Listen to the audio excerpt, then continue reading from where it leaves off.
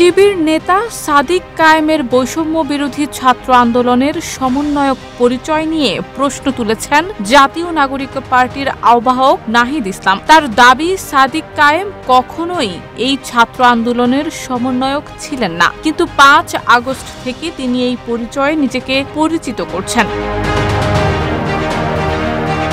বৈষম্য বিরোধী ছাত্র আন্দোলনে শিবিরের ভূমিকা প্রসঙ্গে সাবেক সমন্বয়ক নাহিদ ইসলাম বলেন, শিবির নেতা সাদিক কায়েম সম্প্রতি একটি টক শোতে বলেছেন, ছাত্র শক্তির গঠন প্রক্রিয়ায় শিবির যুক্ত ছিল। শিবিরের ইনস্ট্রাকশনে আমরা কাজ করতাম, এটা মিথ্যাচার। গুরুবার আড্ডা পাঠ চক্রের সাথে জড়িত একটা অংশ এবং ঢাবি ছাত্র অধিকার থেকে পদত্যাগ করা একটা অংশ মিলে ছাত্র শক্তি গঠিত হয়, যার সাথে জাবির একটা স্টাডি সার্কেলও যুক্ত হয়।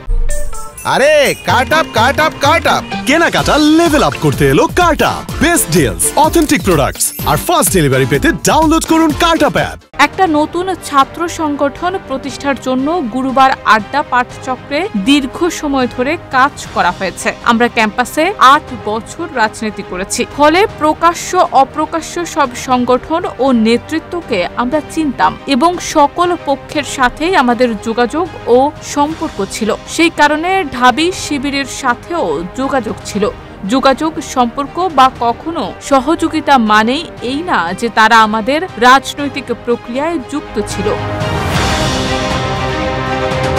নাহিদ আরও লেখেন, দ্বিতীয়ত, সাদিক কায়েম বৈষম্য বিরোধী ছাত্র আন্দোলনের কোনো সমন্বয়ক ছিল না, কিন্তু ৫ আগস্ট থেকে এই পরিচয় সে ব্যবহার করেছে। অভ্যুত্থানে শিবিরের গুরুত্বপূর্ণ ভূমিকার কারণে সাদিক কায়েমকে প্রেস ব্রিফিংয়ে বসার ব্যবস্থা করা হয়, কিন্তু সাদিক কায়েমরা অভ্যুত্থান পরবর্তী সময়ে ঢালাও প্রচারণা করেছে। এই অভ্যুত্থান ঢাবি শিবিরই নেতৃত্ব দিয়েছে। আমরা সামনে শুধুই পোস্টার ছিলাম। অভ্যুত্থানে শিবিরের ভূমিকা কেউ অস্বীকার করেনি, কিন্তু এই অভ্যুত্থান শিবিরের একক নয়, শিবিরের ইনস্ট্রাকশন বা ডিরেকশনেও হয়নি। আমরা সব পক্ষের সাথে যোগাযোগ করেই সিদ্ধান্ত নিতাম। আর কারা ক্ষমতার ভাগ বাটোয়ারা করতে চাইছে, গোষ্ঠীর স্বার্থ রক্ষা করতে চাইছে, সে বিষয়ে অন্যদিন বলবো।